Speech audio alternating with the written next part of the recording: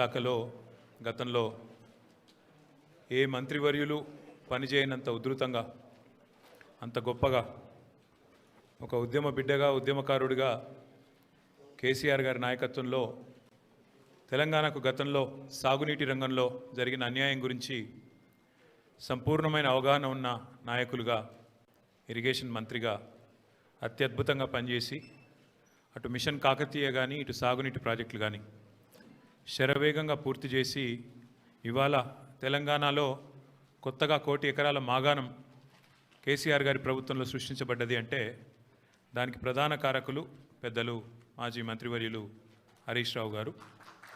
గౌరవనీయులైన party senior నాయకులందరికీ, గౌరవ శాసనసభ్యులు, గౌరవ రాజ్యసభ సభ్యులు, గౌరవనీయులైన సీనియర్ నాయకులందరికీ ఈరోజు ఇక్కడ కాళేశ్వరం విషయంలో వాస్తవాలు మరి ప్రజల ముందు పెట్టడానికి హరీష్ రావు గారు ఇస్తున్న ఈ పవర్ పాయింట్ ప్రజెంటేషన్కి హాజరైన పాత్రికేయ మిత్రులకు నమస్కారాలు. ఈరోజు నాకు ఈ ప్రజెంటేషను ఈ యొక్క స్లైడ్ చూస్తూ ఉంటే ఆనాడు పెద్దలు సిడబ్ల్యూసి మాజీ సభ్యులు కేసీఆర్ గారికి సాగునీటి విషయంలో ఎన్నో సందర్భాలలో తెలంగాణ ప్రజలకు చాలా విషయాల్లో మనకు దిశానిర్దేశం చేసిన ఆర్ విద్యాసాగర్ గారు గుర్తొస్తూ ఉన్నారు. ఆ రోజు నీళ్లు నిజాలు అనే పుస్తకం వారు రాయడం, ఈ సాగునీటి రంగంలో దశాబ్దాలుగా తెలంగాణకు జరిగిన అన్యాయం గురించి వారు సవివరంగా అటు కాంగ్రెస్ ఉన్నప్పుడు కానీ ఇటు బీజేపీ ఉన్నప్పుడు కానీ కేంద్రంలో ఎన్ని రకాల అన్యాయం చేసింది అని వారు పదే పదే చెప్పేటోళ్ళు. అట్లాగే తెలంగాణ ఉద్యమానికి మీకు తెలుసు శీర్షిక ట్యాగ్ లైను నీళ్లు నిధులు నియామకాలు. అందుకే 10 సంవత్సరాల కేసీఆర్ గారి పరిపాలనలో ఈ 3 రంగాల్లో సంపూర్ణమైన న్యాయం కేసీఆర్ గారి ప్రభుత్వం చేసింది. నీళ్ల విషయంలో ఇటు గోదావరిలో అటు కృష్ణలో ప్రతి నీటి బొట్టును వడిసిపట్టి ఒక్క చుక్క నీటిని వదలకుండా కాళేశ్వరం లాంటి ప్రాజెక్టు కాలంతో పోటీపడుతూ కట్టినా, అట్లాగే పాలమూరు రంగారెడ్డి ఎత్తిపోతల పథకాన్ని దాదాపు 90% పూర్తి చేసిన, సీతారామ ప్రాజెక్టును కూడా 90% పూర్తి చేసి కృష్ణలో గోదావరిలో సంపూర్ణంగా ఒక్కొక్క నీటి బొట్టును వడిసిపట్టి తెలంగాణ రైతాంగానికి తెలంగాణ ప్రజల ప్రయోజనాల కోసం నిరంతరం పనిచేసింది కేసీఆర్ ప్రభుత్వం. కానీ ఈరోజు నీళ్లు నిధులు నియామకాలు అనే ట్యాగ్లైన్ ఎక్కడో పోయింది. ఇవాళ ఏం జరుగుతుంది రాష్ట్రంలో అంటే నిందలు, దందాలు, చందాలు, బీఆర్ఎస్ మీద నిందలు, బిల్డర్లతో కాంట్రాక్టర్లతో దందాలు, రాహుల్ గాంధీకి చందాలు. ఇది ఇవాళ ఈ కాంగ్రెస్ ప్రభుత్వం చేస్తున్న పని. సిగ్గు లేకుండా ఇవాళ నిస్సిగ్గుగా రాష్ట్ర ముఖ్యమంత్రి కానీ అదేవిధంగా భారతీయ జనతా పార్టీ కానీ నీళ్ల విషయంలో చేస్తున్న దుష్ప్రచారాన్ని తిప్పికొట్టడానికే ఈరోజు హరీష్ రావు గారు మీ అందరికీ వివరంగా సమాచారం ఇస్తారు. అందులో ముఖ్యంగా మిత్రులు నేను గమనించాలని కోరుతున్నది ఒకటే, మార్బీ అనే ఒక గుజరాత్లో ఒక ప్రాంతంలో ఒక పెద్ద బ్రిడ్జ్ కూలిపోయి 140 మంది చచ్చిపోయినా ఏ ఎన్డీఎస్ఏ బోదు, ఎవడు బోడు, ఏ ఏజెన్సీ బోదు, 140 మంది చావులకు ఫలానావాడు బాధ్యుడు అని ఒక బాధ్యతాయుతమైన ఏ ఏజెన్సీ మాట్లాడదు, కేంద్ర ప్రభుత్వం మాట్లాడదు, గుజరాత్ ప్రభుత్వం మాట్లాడదు. బీహార్లో 4 రోజులకు ఒకసారి ఒక్కొక్క బ్రిడ్జ్ కూలుతున్నా అడిగే నాతుడు లేడు. అదే తెలంగాణలో ఇక్కడ కాంగ్రెస్ ప్రభుత్వం ఉన్నప్పటికీ సుంకిశాల రిటైనింగ్ వాల్ కూలిపోయి 100 కోట్లు నష్టమైన ఎన్డీఎస్ఏ రాదు, ఎవడు రాడు. అట్లాగే ఎస్ఎల్బీసీ టన్నల్ వీళ్ళ అవినీతి కమిషన్ల కక్కుర్తితో అది నిజంగా మళ్ళీ తిరిగి రివైవ్ చేసే పరిస్థితి ఉందా లేదా అని కూడా సోయి లేకుండా, కనీసం ఆలోచన లేకుండా, ఇంగిత జ్ఞానం లేకుండా పూర్తి స్థాయిలో కుప్పగూలిపోయి 8 మంది చచ్చిపోయి దగ్గర 100 రోజులు దాటిపోయినా ఇప్పటి వరకు ఉత్తమ కుమార్ రెడ్డి మాట్లాడాడు, రేవంత్ రెడ్డి మాట్లాడాడు, కేంద్ర ప్రభుత్వంలో ఉన్న ఒక్క మంత్రి మాట్లాడాడు, ఎవరు బాధ్యత తీసుకున్న మనిషి లేడు. అట్లాగే వట్టెం పంప్ హౌస్ మునిగిపోయిన ఈ కాంగ్రెస్ ప్రభుత్వం వచ్చిన తర్వాత దాని గురించి మాట్లాడేటోడు లేడు.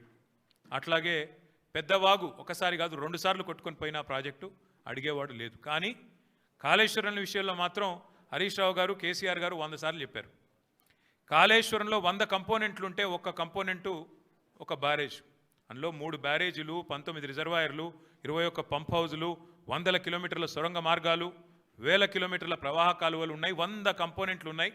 ఆ 100లో ఒకటి మేడిగడ్డ బ్యారేజు, అందులో మొత్తం 371 పిల్లర్లు ఉంటే 3 బ్యారేజీలు కలిపి 2 పిల్లర్లలో ఒక దగ్గర పగులు వచ్చింది, దాన్ని పట్టుకొని దున్నపోతూ ఈనింది అని కాంగ్రెస్ వాడంటే దుడ్డెను కట్టేయమని బీజేపీ వాడు 2 రోజుల్లో ఎన్డీఎస్ఏ రిపోర్ట్ అని వడ్డించి ఎన్డీఏ రిపోర్ట్ బీజేపీ ఆఫీస్లో తయారు చేసి ప్రజల్ని భ్రమింపజేసే ప్రయత్నం చేసినారు. దానికి తిరుగులేని విధంగా ఎల్ఎన్టీ అనే సంస్థ ఏ సంస్థనైతే పార్లమెంట్ భవనం కట్టిందో, ఏ సంస్థనైతే కాంగ్రెస్ పార్టీ కేంద్ర కార్యాలయం కట్టిందో, ఆ సంస్థ మొన్ననే స్పష్టంగా చెప్పింది, ఈ నివేదికను మేము తిరస్కరిస్తున్నాం, ఎన్డీఎస్ఏ రిపోర్టు ఇది చెత్తబుట్టలో పడేయడానికి తప్ప ఎందుకు పనికిరాని రిపోర్ట్ అని చెప్పినారు.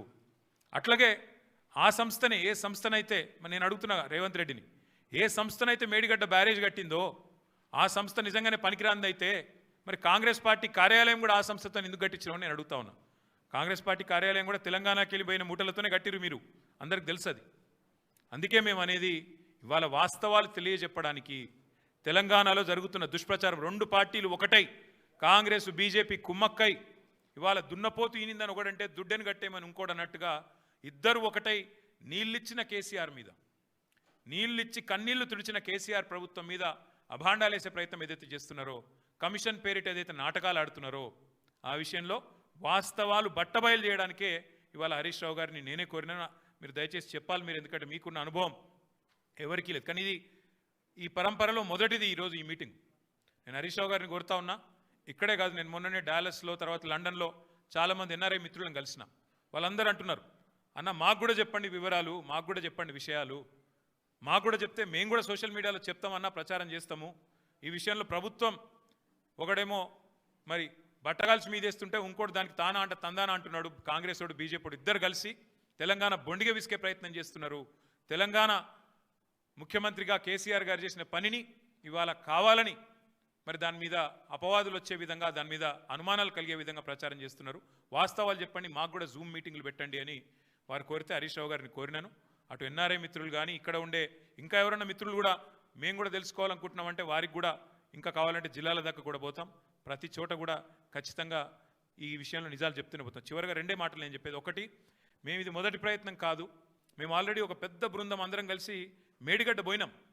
అది పోయి కూడా దాదాపు మీ అందరూ వచ్చినారు, మీడియా మిత్రులు కూడా వచ్చారు. మా ఎంబడా రోజు 9 నెలలు అయినట్టుంది.